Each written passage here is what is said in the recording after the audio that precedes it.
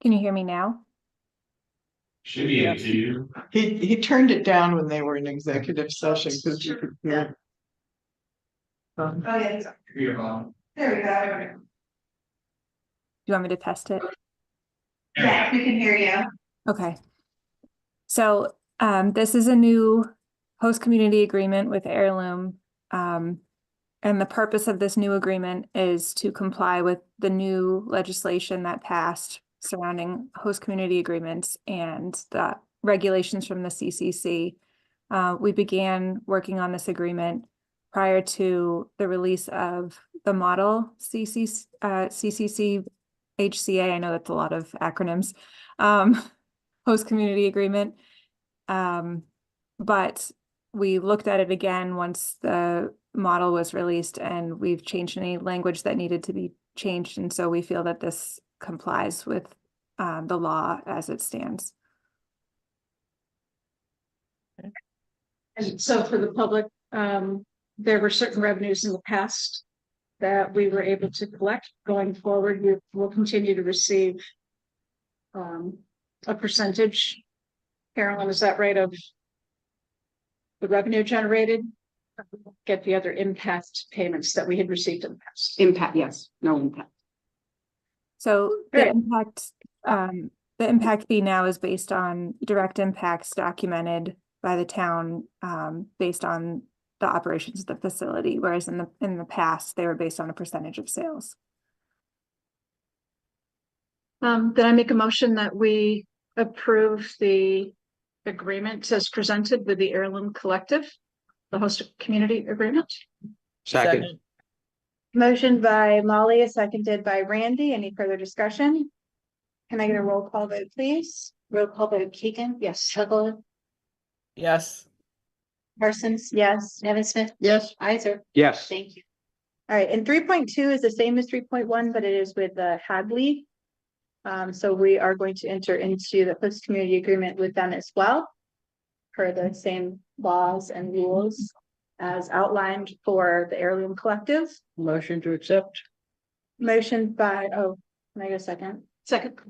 Motion by Jane, seconded by Molly. Any further discussion? Roll call vote, please. Roll call vote, Keegan. Yes. Sutherland, Yes. Parsons. Yes. Nevin Smith Yes, and Isaac. Yes. Thank you. Moving on to the consent agenda. Thanks, everyone. Oh, I'm sorry. Thank you, Liz. And thank you, Tom. All right, consent agenda warrants AP 2438S, AP 2439, AP 2439S, AP 2439INS, AP 2438, PR 2418, and one-day liquor licenses for Top of the Campus on April 27th, 2024 at multiple locations, the South End Zone, South Hospitality Area, McGurk Stadium, and Concourse Concessions. These all also include fire watch and inspections. So Motion to. Second. All right, motion by Joyce, seconded by Molly. Any further discussion? Can I get a roll call vote, please? Roll call vote, Yes. Sutherland, Yes. Parsons. Yes. Nevin Smith yes, and Isaac. Yes.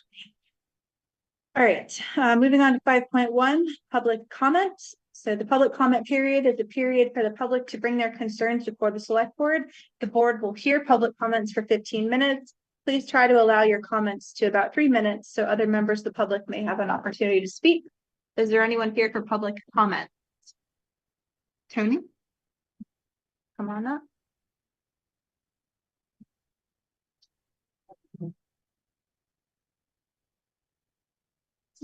Well, I make those permanents now here. Just wanted to draw something to the attention of the board. We may be aware of this. I met last night to seem to be aware of it. This is the Commission on Energy Infrastructure citing and permitting recommendations to advance clean energy development. There was a press release. The governor initiated this several months ago, but this press release came out on Monday. And it basically talks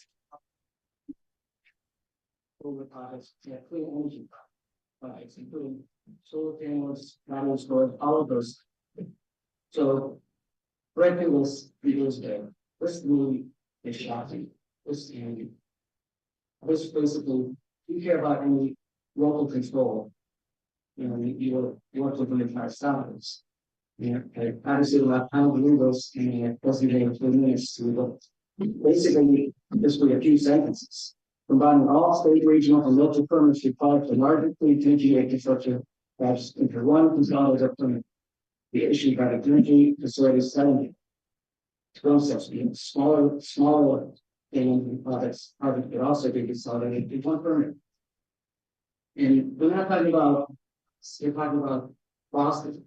We would get say on this, well, I don't know if that change can be it, but all of the things that we do now, permitting, deals, boards, going to that process, that's no longer. Obviously, this was fun, it's obvious for a lot of us who read and watching this, is saying that they want to do all these clean energy projects from 2030 to 2050. They're going to have to really get moving. When you're deciding the permitting process, that's going to accommodate. Well, there's a lot of language in here about community engagement. You know, consider that accommodate actually on topics of community engagement for the early water gets nice pay on the community. And basically, what they're saying is that if we're willing to go to a movement and not really on a Tuesday in Austin, speak to one name, there's something we guys to go to the engagement. I want to speculate about it. So I'm not really. I'm just going to urge you to read this. Look at it with a skeptical eye. And what this really was, look for the both in control. Be thinking. So all of the values going to look at what the board's talking about for me. The solar have to be in the ideas. It's really done. That's all really picking up right next. Then the final point is that, and I've mentioned this before, when we're talking about clean energy and solar, well, you need open law. Massachusetts doesn't have much open law. Well, the open land is it's here. It's in forest, farmland, so they're coming for the farmers, they're coming for ARPA. That's not gonna say yes. And it's just a matter of it's shifting. It's not a new space, we need to put the same we're not gonna have this. This is what I said. So I hope they work with me to try to stop this. Things get there now. Where'd you find the article? Yeah, do you want to send it to me and I can distribute it? So you have my email address, right? I'm sure. It was in the Gazette the other day, was it not? Okay.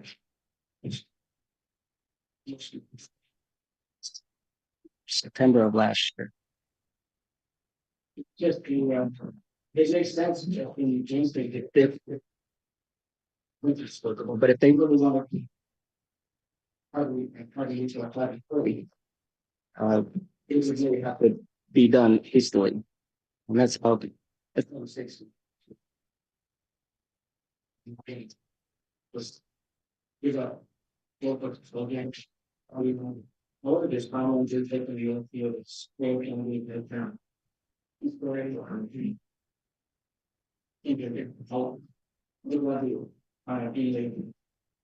Nice, thank you. Thanks, Tom.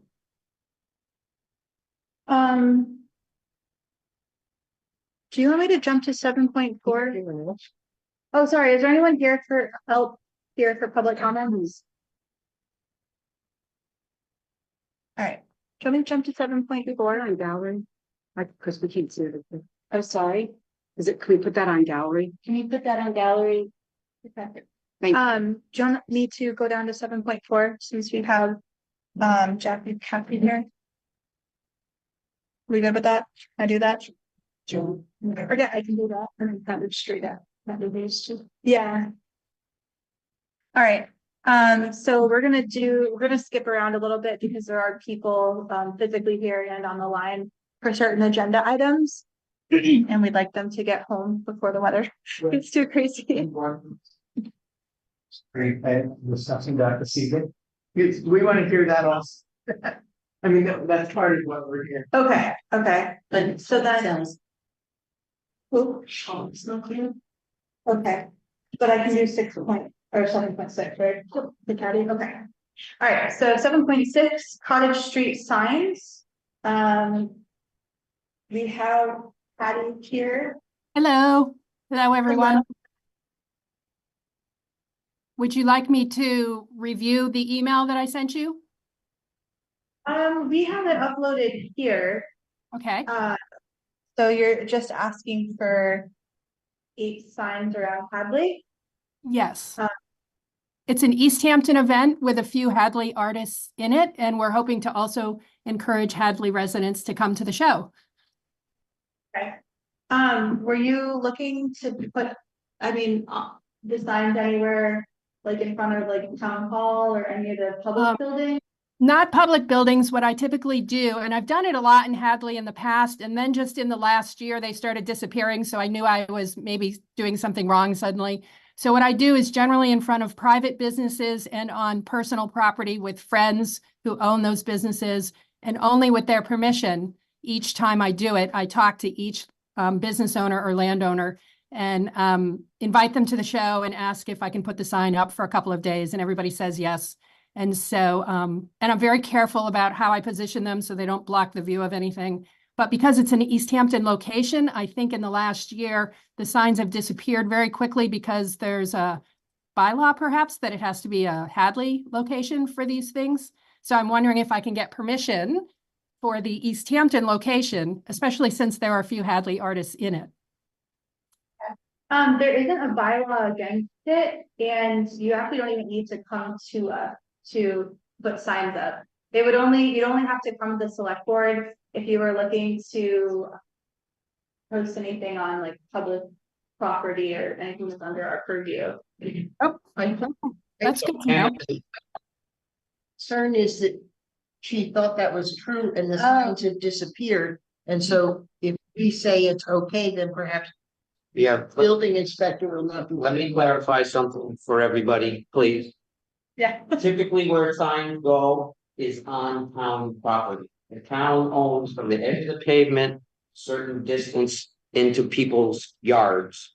So I think Jane's point would be well taken. If you grant permission, then there's not going to be an issue with, you didn't go a foot far enough and you're still on town property. So Is it 10 feet in from the edge, or do we know what that distance is? It's 50 feet from the center no, road, isn't it? no, there's no set distance. Every road is different, Patty. Okay, So I So think why- Jane's suggestion is a good one if we want to allow her to have the building inspector take them down. So I move we approve. Can you hold on a comment from Jennifer? She's wanting. let's go to review the bylaw that's in place. Yeah, I saw What are that. the signs? I think this was City of Ryan, Mm-hmm. so I have to imagine that it's around it, since it was a bylaw about temporary signs in town. Right, so I read it, and then we get into legalese as to temporary signs relating to a religious or charitable campaign or event. So can we consider this a charitable event? no, it's a sale. It's a art show, but it's a business sale. Whoops. It's not charitable, no. Except it doesn't cost anything for people to go into the building. It's a free exhibit in that sense, but everything that we're showing is for sale, and artists, individual artists profit from the event. Yeah, to me, this is no different than, the Daffodil Run or, Forbes Library Garden Tour. I mean, these signs come up and pop down all the time. I don't see any issue with this at all. Me neither. Right, I make That a would- motion. I'm sorry, the last thing I would say is that it would be great. I really appreciate it because they disappeared very, very quickly. And last time, and it was Tom who said he did take them. I just want to make sure that we're doing everything properly, and he sent me to you folks. So, because he did say he picked them all up last time immediately. So to clarify that. Do we know if the building inspector has an issue, or you just sent us this reading material? He had concern. He thought he- he thought he was following the town rule, he told me. When I met with him, he was very nice about it. He said he thought he was following the rules and that I had to get permission from you guys. So however you want to do it is absolutely fine with me, if it works. I'm gonna second Jane's motion for discussion. It looks like, Joyce, were you putting your hand up? Or? Yeah, I was gonna say, I think it's really under the person that owns the property, if they put the sign on their property, and if you have their permission, I don't see why not. Mhm. I have no problem with that either. I think, certainly, makes a lot of sense to at least put it on their property, not on town property, if everybody thinks there's a bylaw or whatever is going on, but if people give you permission, that's up to them, so Yeah. I have no problem with that. I do ask permission 100% of the time, every time we do it. And I'm really obsessive about that. I don't want anybody to be unhappy about our signs. I want people to be excited about the show, so. Absolutely. Sue Golotsky has her hand up. To say, that, on Middle Street and West Street, it's a little bit different. Patty did post the sign for the Cottage Street Studios in December, on our extended property. But it's town property. And I have to tell you, there was no issue at all with this, and gosh, she whisked them away as quick as could be right after the sale, so I like the thought of having, promoting our local artists. Yeah. I agree. And I don't think half the people in town realize that the property in front of your house on the other side of the sidewalk is actually town property, both Right. on West Street and Middle, so.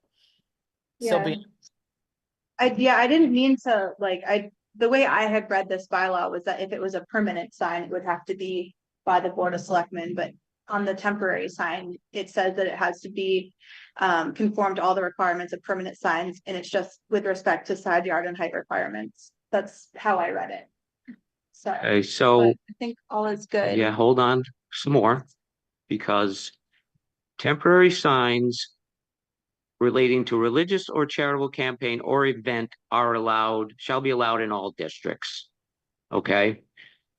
She's just said it's not a charitable event, so that means it's not allowed. But if we go down lower in the bylaw, signs on public property.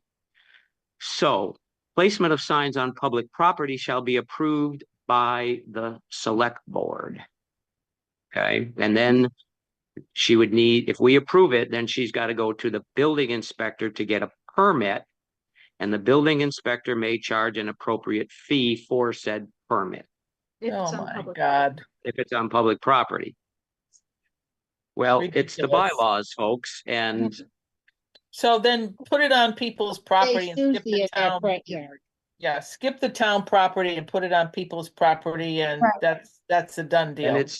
then it's illegal, Joyce. You can have a Sign sign on your pop up. lawn. But here's the thing, isn't 7.8 different from 7.10 because it's a temporary sign versus I see 7.10 as a permanent sign.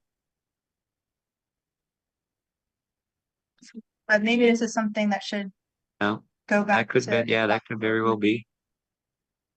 But what about this event that's happening soon? I say everyone's fine with it. I don't see a problem. I mean, personally, and I think that we should look this over and make it a little bit more clear. I agree.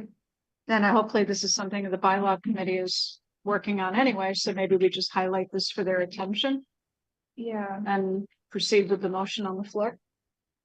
Yeah. Be great. All right, so did you make the motion? I did. Tommy's copied one. Oh, good.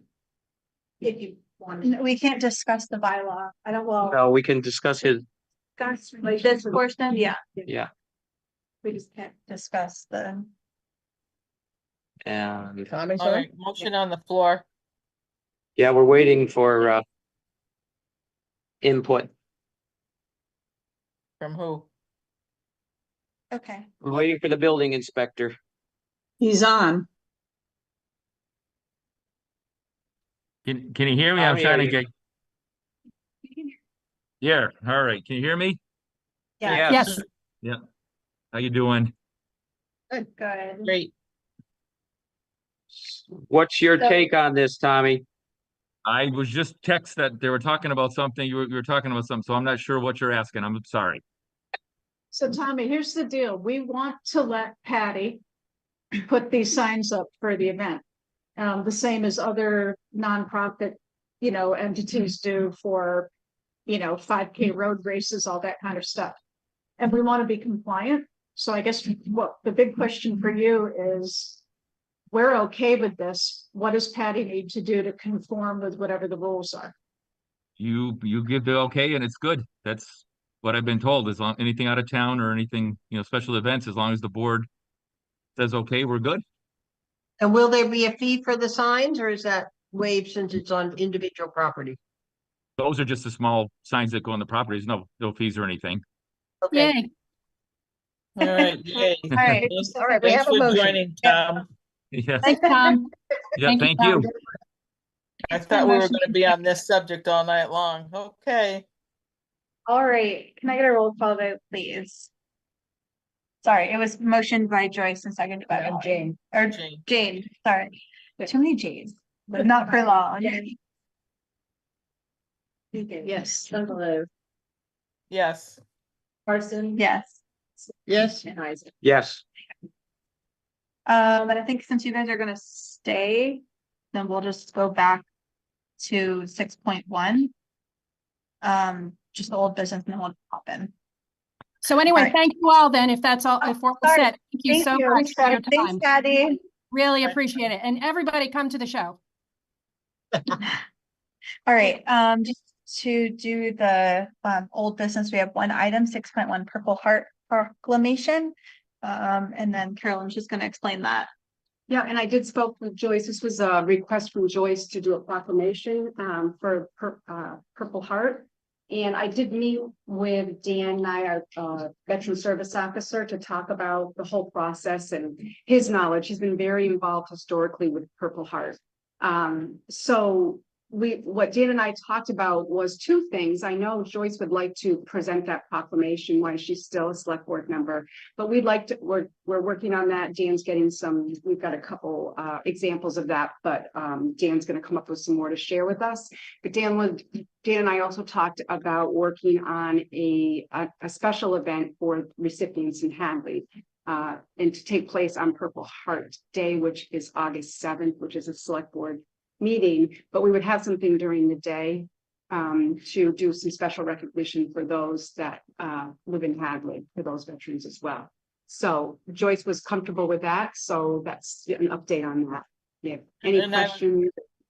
I was approached by a resident in town that asked us if we could make Hadley a Purple Heart town, as there are other towns around us that are Purple Heart, and I thought that would be a good way to honor those that had received those. There are the other question that did come up with the Purple Heart, but I think there will be some generous people. There are signs for the entryways into town we can post as well. They're costly. They're about $80 per sign. There are 9 entry areas to Hadley. Doesn't necessarily need to have all of them have a sign, but that would definitely be our end goal. So Dan and I are going to work together on trying to get a sponsor for those signs. And I'll see if there is any extra money on the banner committee also, that we might be able to. I'll check with them also to see where our money status is at this point too. Do you need a vote? No, you don't need a vote. That was more of an update. Okay. Thank you. All right. Let's move to 7.3, electric vehicle charging station. So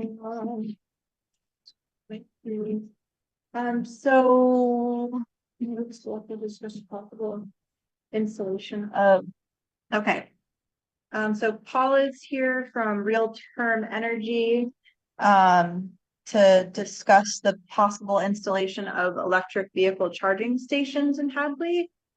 I just wanted to preface this and ask what the planning board has said about this? So I see Bill on here, so Bill, please, if I don't fill them in with all the information, I had sent an email out to Bill and Jim to get their feedback about the parking spots on, if we were to have it on a bill, you know, I think we're talking about the library senior center.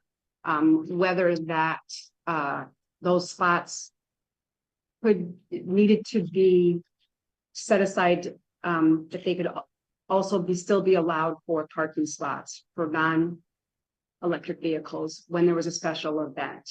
And Bill, if I understand the email, that was the response, is that it could not be, if there was a special event and those parking spots were needed, that it needed to be cars that were not electric to be able to park there. But Paul will also, I also reached out to Paul, who's here, and he can provide some input about his feedback on that as well. Got a good time, Yeah. Paul, to bring in? Yeah, so in order to be eligible for the incentive, which in this case pays for 100% of all the costs, except for the annual $500 software fee. In order to be eligible, those spots have to be 100% dedicated to electric vehicles. So can I ask why you want to put it on town property and not put it at, I have seen when I go to Salisbury or Seabrook area, New Hampshire, or Massachusetts, they are at Walmarts, Targets, shopping centers.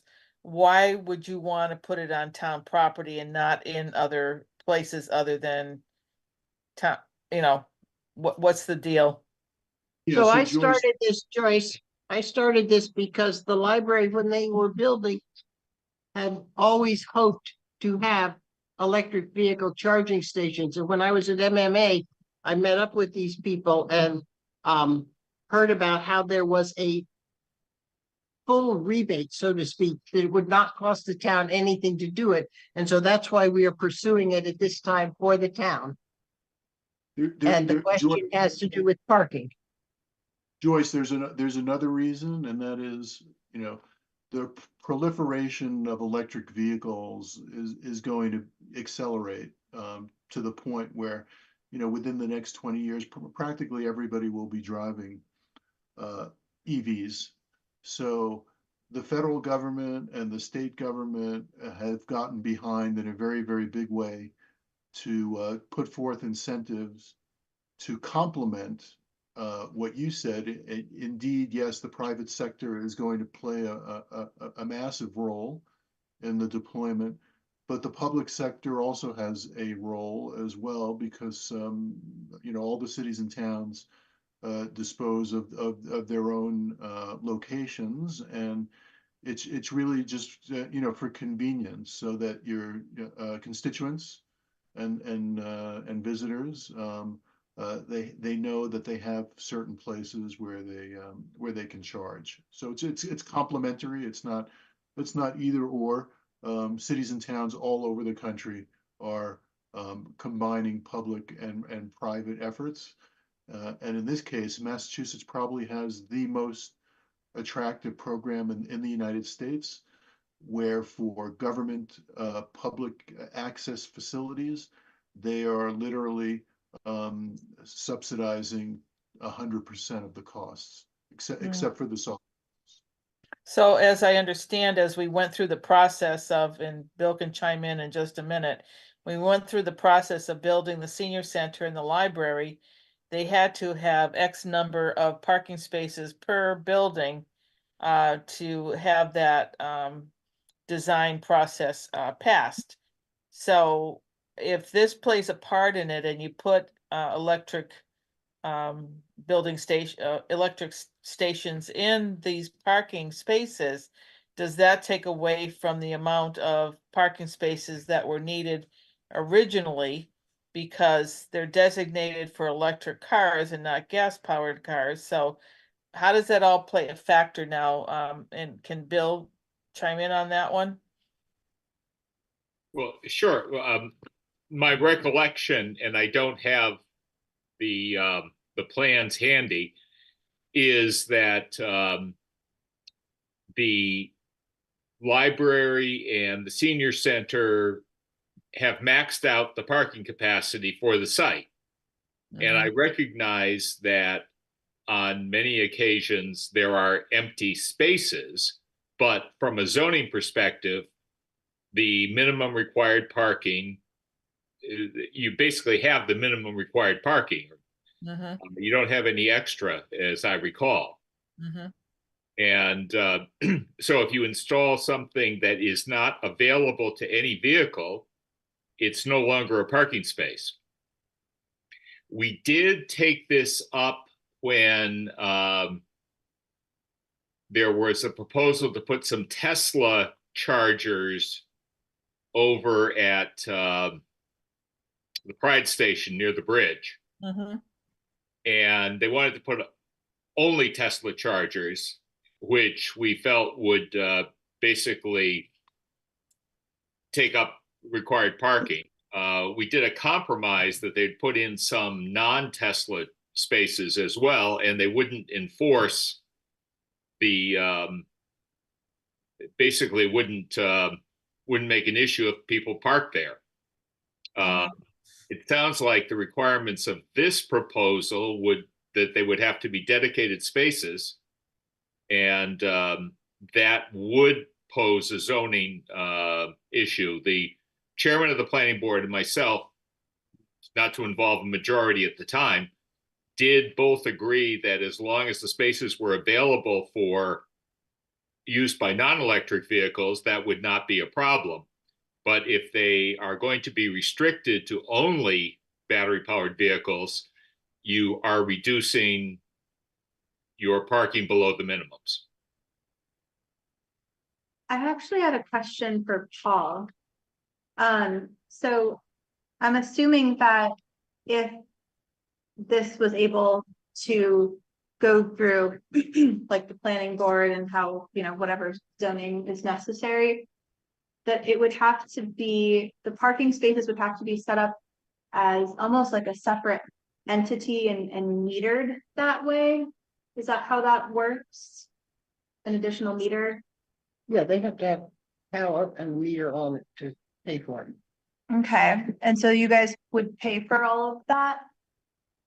Yeah, Yes. no, so that's a separate topic.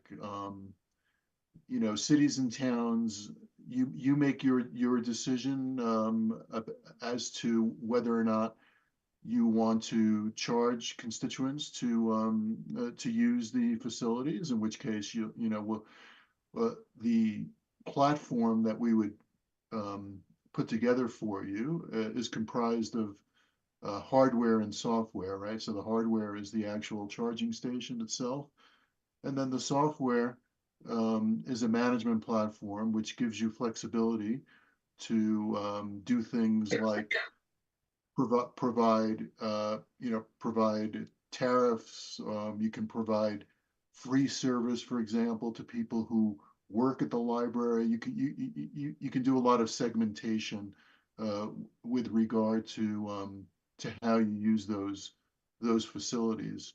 But our company, we did your turnkey streetlight project recently. We're an municipal energy efficiency provider. So our role in this project is to do the project from soup to nuts, starting with applying for the Mass EVIP incentive, which is critical. I understand for you and for most municipalities to make sure that this is paid for by the subsidies. To do all of the legwork with the interconnection with Eversource, make sure that there is capacity, supervised together with the utility, and make sure that the infrastructure is in place. And then, as we did with the streetlight project, based on MG30B procurement guidelines in the state, we put together all of the bid documents, manage the whole process for you, select the most appropriate and cost-effective hardware and software. manage the installation, and then manage ongoing operations and maintenance. That's what we do. As far as,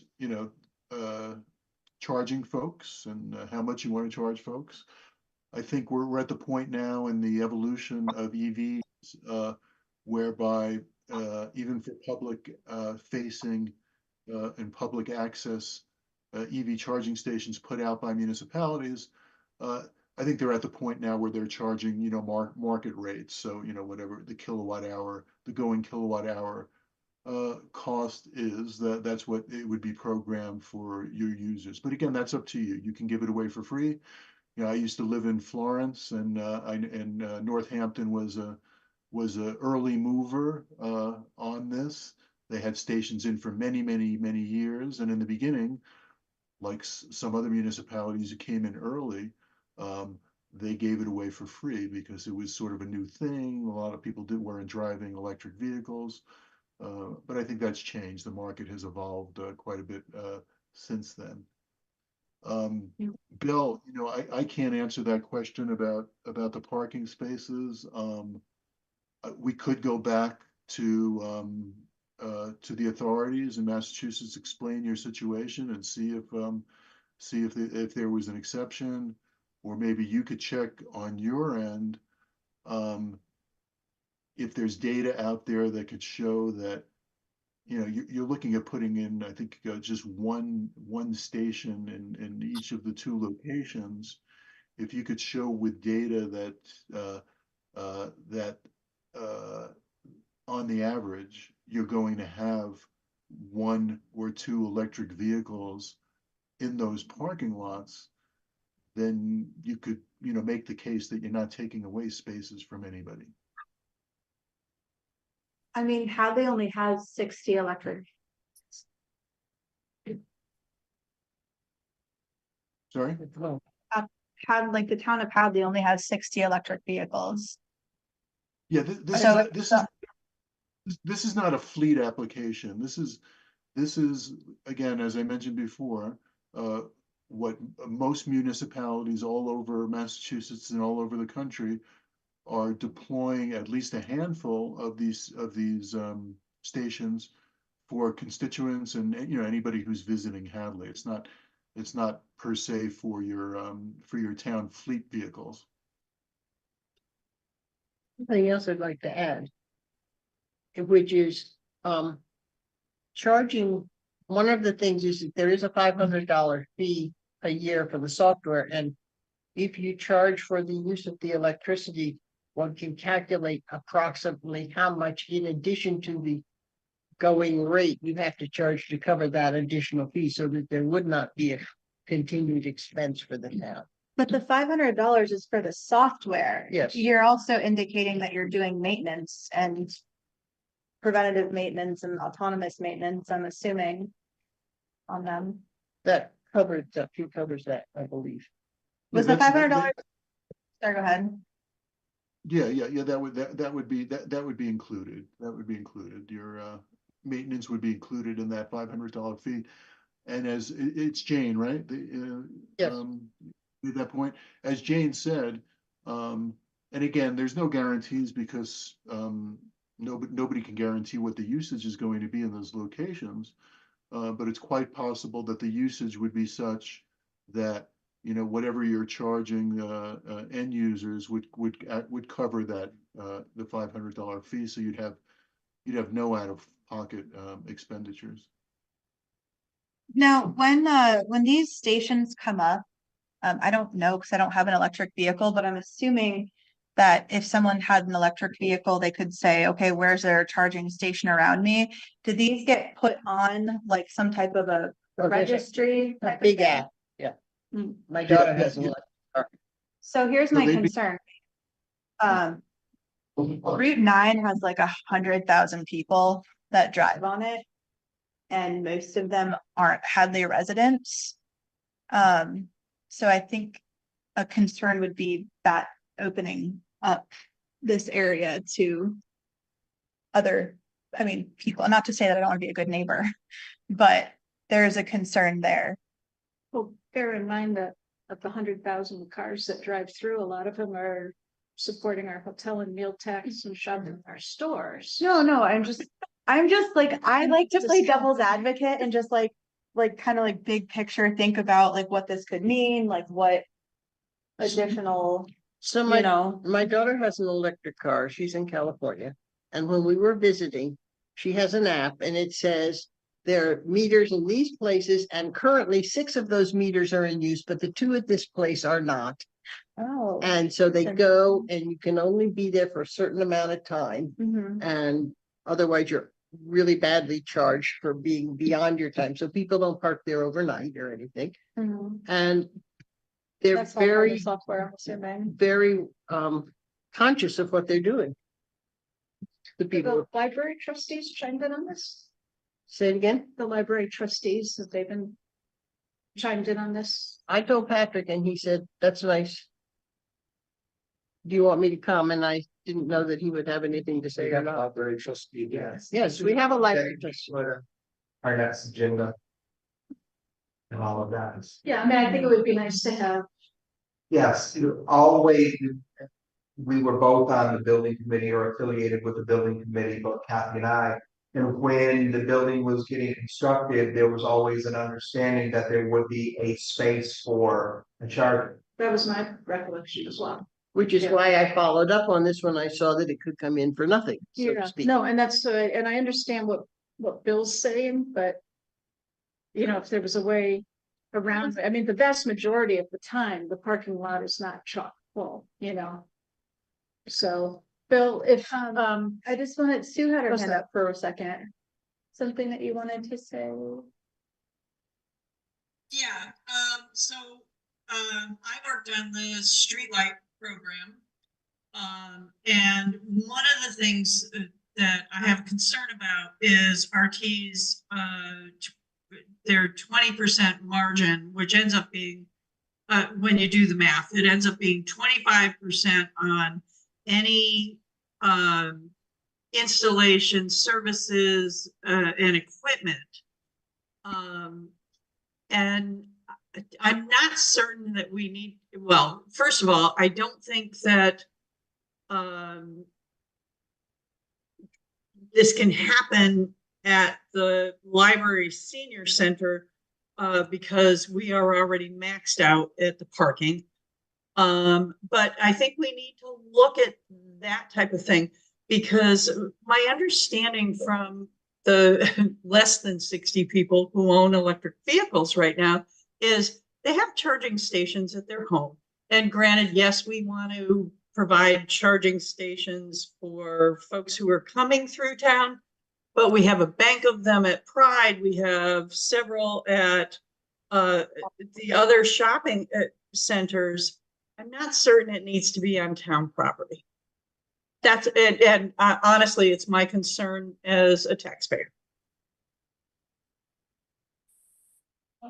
And then you had a question. Yeah, I was just gonna ask Bill, so sticking with the parking, with your and Jim's assessment of the parking requirement that this could violate that.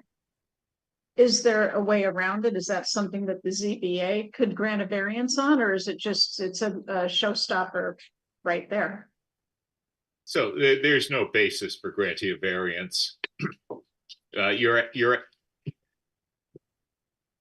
I would have to take another look at the numbers to be sure that you did have the minimum, only the minimum required parking.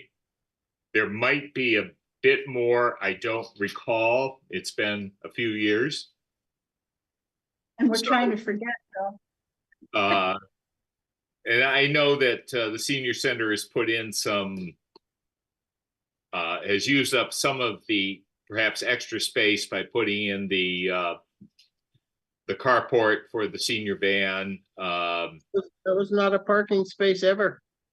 Well, it wasn't a parking space, but we don't count parking slots. We count the parking field. So I would have to really look back at the approved site plan to see where you stand with with available parking, if any. I just don't recall. I remember at the time it was an issue that the building had to be reduced in size somewhat to meet the minimum standard. And there might be a little bit of wiggle room. I just don't recall. Bill, if I could make an analogy, I don't know if it's applicable, but it seems to me that it might be. I assume in your parking lot, like most of the parking lots, you've set aside spaces for handicap parking, right? We do not, as a matter of zoning. That is a separate regulatory structure. We require 2 square feet of parking area for each square foot of building structure. Anyway, the point I was going to make, and I find that it's somewhat analogous that you know, most parking areas have set aside spaces for handicap parking, right? And in many cases they're unused, right? So it doesn't mean that you don't have the allotted number of spaces. You have the allotted number of spaces, but you've just designated, you know, 1 or 2 of those spaces for folks who are handicapped. And you know, the same point here is folks who are driving electric vehicles. You've set aside 1 or 2 spaces for people who are driving. Yeah, I suspect the ADA requirements are statutory and your requirements are regulatory. So as are our parking requirements. So we're both on a regulatory playing field and not the statutory playing field. Can I make a recommendation? Like, I just, like, the handicap spaces, it's, you know, people can't help being handicapped, but having a electric vehicle is a choice. Can I Soon it won't be. I guess that's the other point I'm trying to make. Soon it won't be. There's legislation that's already put in place at the federal level by 2030, and all the auto manufacturers have to abide by it. So pretty soon, within a number of years, nobody will have a choice. You will only be buying electric vehicles. We're not there yet, but what cities and towns are doing they're preparing for this eventuality. It's not theoretical. It's already grounded in federal legislation. If we want to be an environmentally sound society and take carbon out of the atmosphere, this is you know, this is the way we're getting there. How did they handle that during brownouts and blackouts?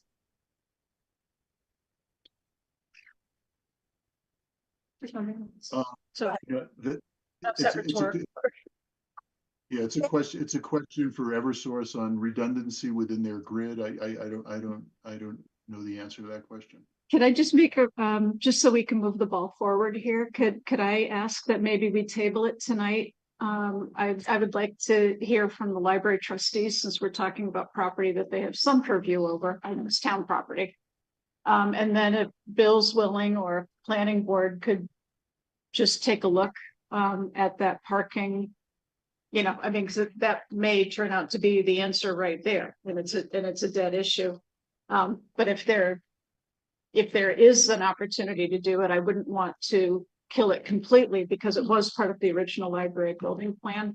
I understand what Paul's saying. I think, you know, there are a lot of people who don't have electric vehicles now, but they're looking at them and they're trying to figure out affordability. And I think more and more people will have them as the years wear on. So if there's an opportunity for us to get a better price on something like this, I wouldn't want to turn the other cheek on it.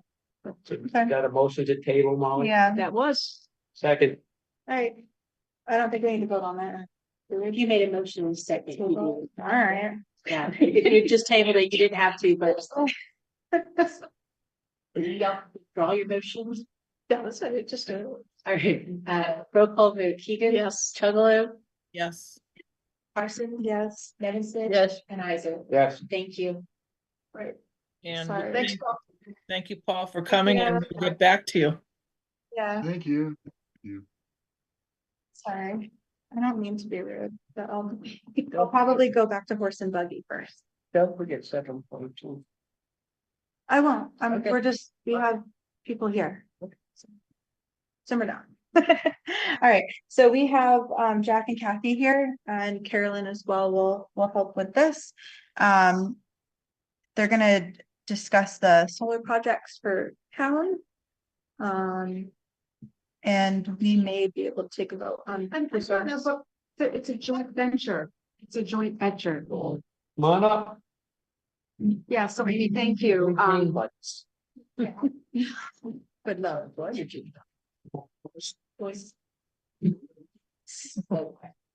So Amy, since I've been here going on 4 years, this has been a project that I think many people have been really wanting to pursue doing the select board. So I've been very fortunate to have Jack and Kathy and Michael Doctor and Jane meet with me and to kind of what's the next step to make this happen. So we're looking, just so you know, what we're looking at is the landfill as a possible place for an array, as well as the this building and the library.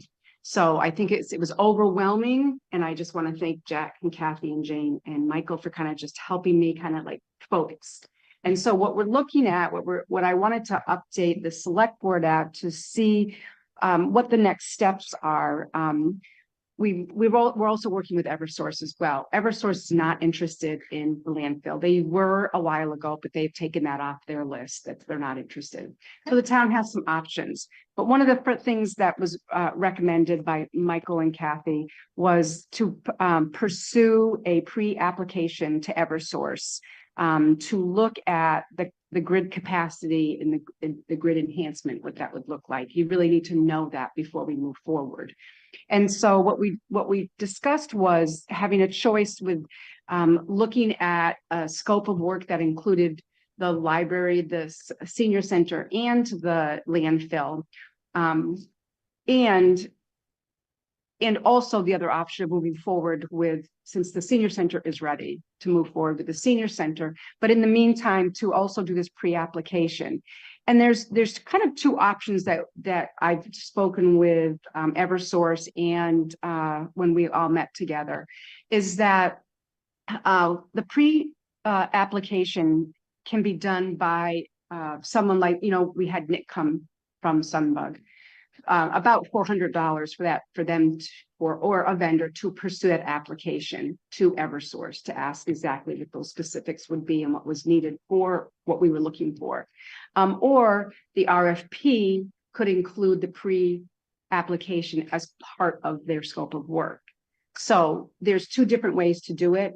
I'm not here really to say can you guys vote on this recommendation, but I wanted to give you guys realize that there is some momentum going. And again, thank you to Jane and Kathy and Jack and Michael for doing this, but this is the direction that we're looking at. And I don't know if you guys have anything to add, but this is kind of where we're at. So like if we were to pursue having that, like I said, the application, the pre-qualification, I'm saying a pre-qualification, it's pre-application, correct? It's pre-application. It's to make sure so they will look at the substation and see whether we can go ahead and connect, or does some kind of work need to be done. Michael's really the best person to talk to everybody about. And this. he's currently out of town. Right, he's in Way out of Portugal, town. So Yeah, so one other thing I do want to mention is Tony actually caught that our last meeting of the climate change committee was misposted. We had put in all the agenda and everything we needed to with plenty of time, and unfortunately it was posted as a Friday afternoon meeting when we actually met on Thursday. At that last meeting, we had voted to move this forward. That vote doesn't count now because the meeting wasn't accurately posted. Right. I don't So know. if we that's met gonna with delay Carolyn. anything with this, but yeah. he was very quick to catch us on that. So I guess my answer would be that this is something the select board really has put as a priority. And I was just in Jane, it's been really very important to her. And so this working group, it was just really to help us, what's the next step? So we voted on what to recommend to you, but the meeting doesn't count. But I don't, I got that. Can we just go back to the beginning? The select board may take a vote on the Eversource pre-application. I'm still not clear, pre-application. Okay. I can answer that. Are you, Okay. go ahead, yeah. So Eversource will not let us do this unless they have the capacity to take the energy we would produce. So that's the pre-application. Okay, They have- so that they're in a, basically a buying position. They would, So this would we're all be putting sold to solar on the Eversource. building. All be sold to Eversource. Right. Well, wait a minute. So the pre-application would pertain to putting an array on the landfill only. But Okay, the senior center, because of how small it is, we don't need to go through that. That can just go out to bid like now. that's why I was confused, because I thought we had already gone out to bid, and then now we're talking about pre-applications. No, the pre-application. My apologies. Yes. You can see how it's kind of. It's a sold. much larger array that could fit in the whole area of the landfill, well, except for what Solid Waste Solutions would. Well, it would be a 2 megawatt array. And so I wish Mike was here. So the way he explained it is it's large enough that like other large arrays in town, the substation has to be, those transformers have to be able to deal with that amount of electricity Right. being generated and coming in. And so what he explained to us was we should do the pre-application first before doing an RFP, because the RFP probably will be outdated by the time Eversource lets us know about the substation. And the town would be putting up the array, correct, on the landfill? Well, that's our recommendation. Yeah, but so not that, necessarily. So it could be lease or it could be, It could- and that's a discussion, another discussion with some more information to give you guys. Yeah, Yes. and I was just wondering, Carolyn, because you and I were in a meeting with a private developer who was Mhm. interested in selling all of, that they would put up the array and have the Yeah. town buy.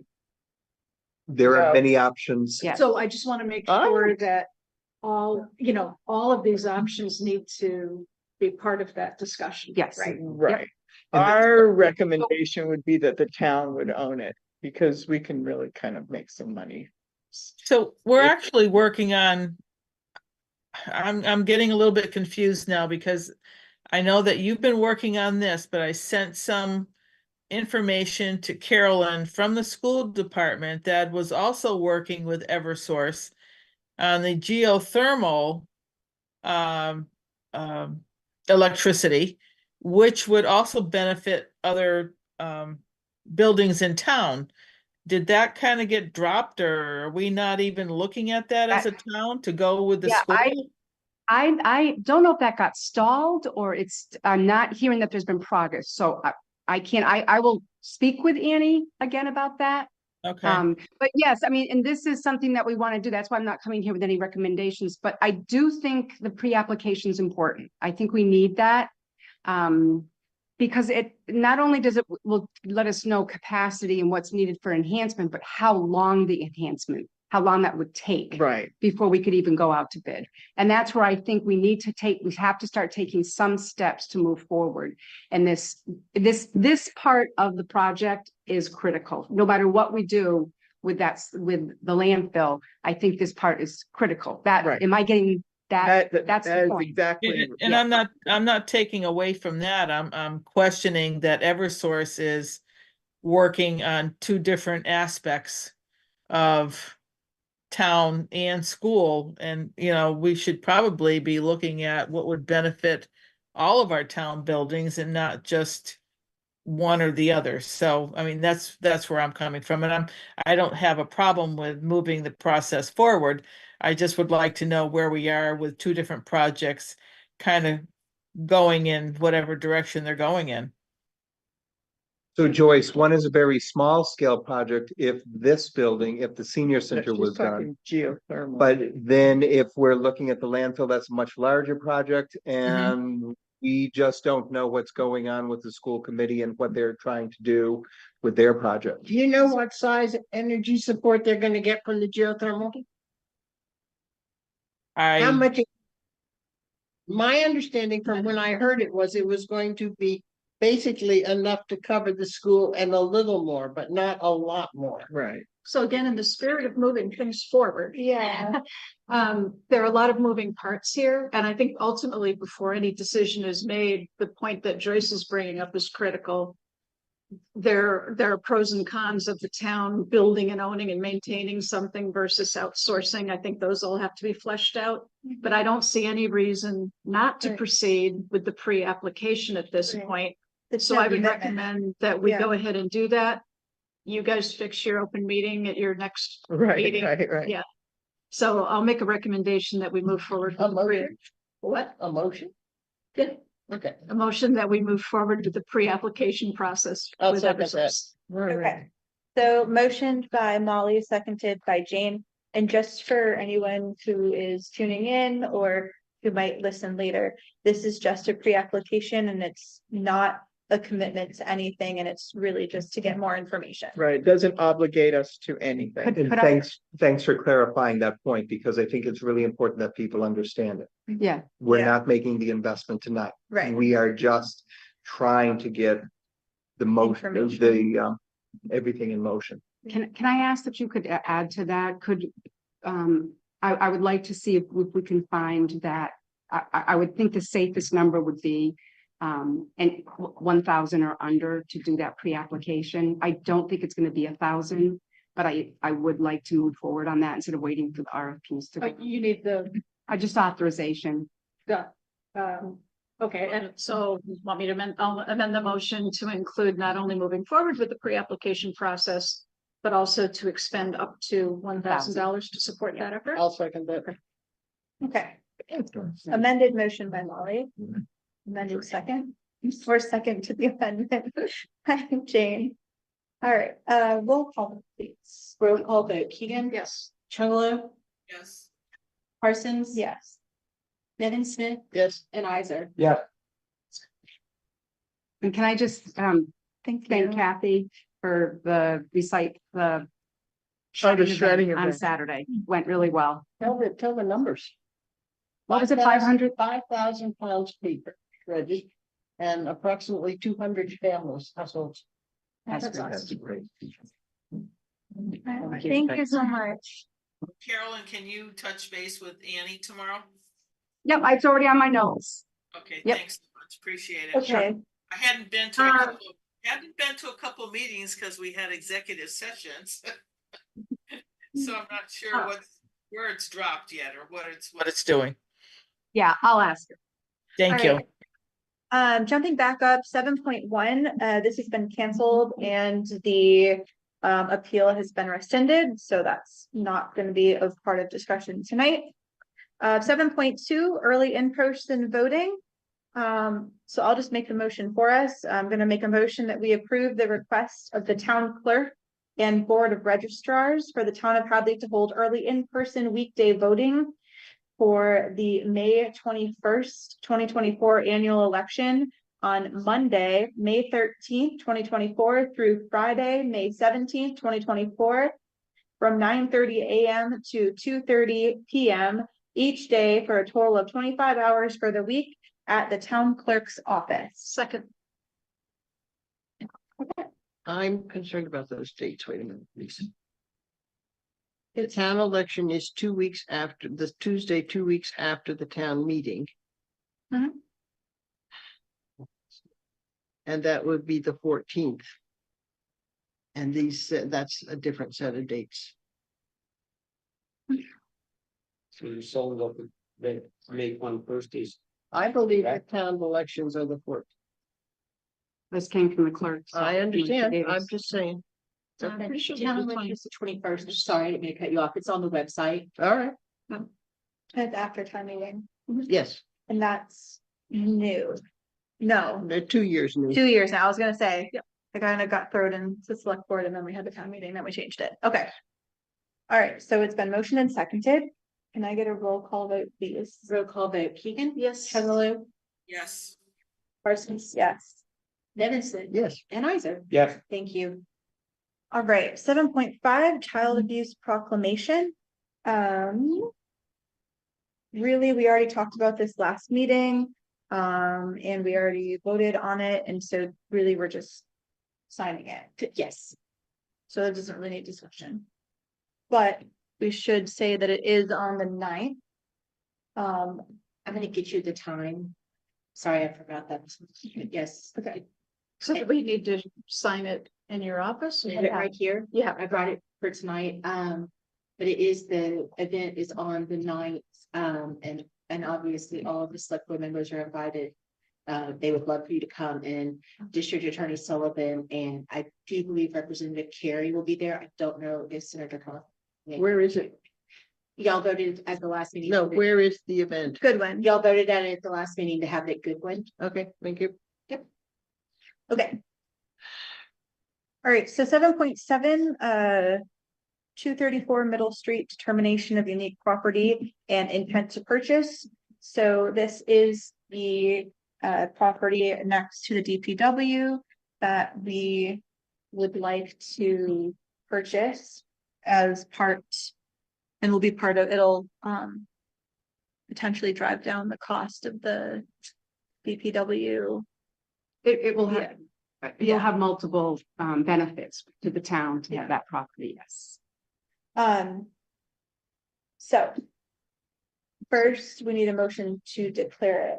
So before we do that, just for the public, the rationale behind the uniqueness is that the property, the town may use to build the Department of Public Works facility and garage uniquely abuts the town property on the north side of the property, and it's the only property that abuts the current DPW facility that does not have APR restrictions on it. So that's the rationale behind declaring it to be unique. So make a motion to so declare. Second.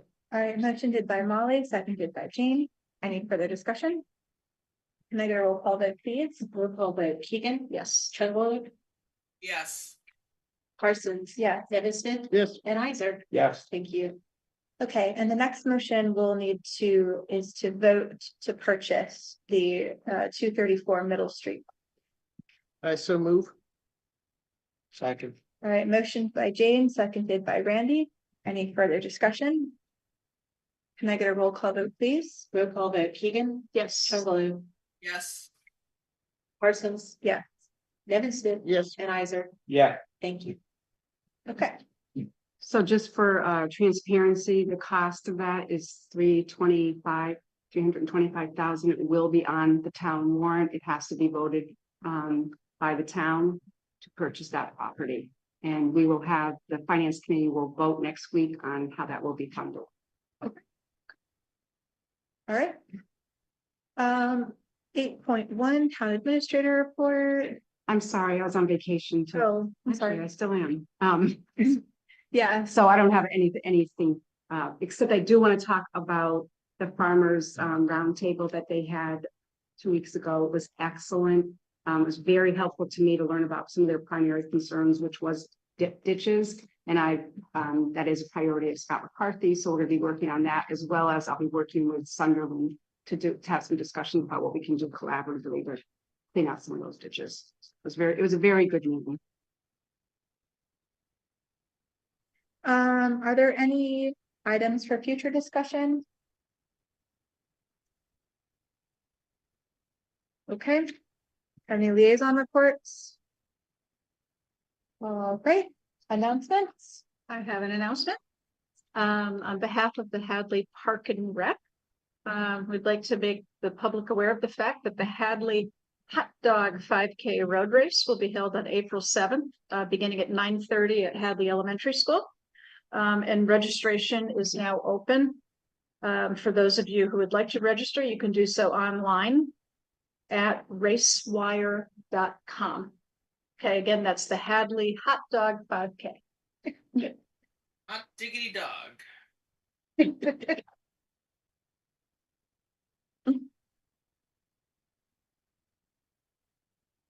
All right, any other announcements? I just have one. There was a Derek Wolfenden, who passed away on 3/30, and the select board offers their condolences to his family and friends.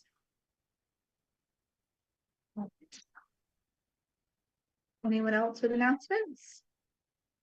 Can I get a motion to adjourn? So move.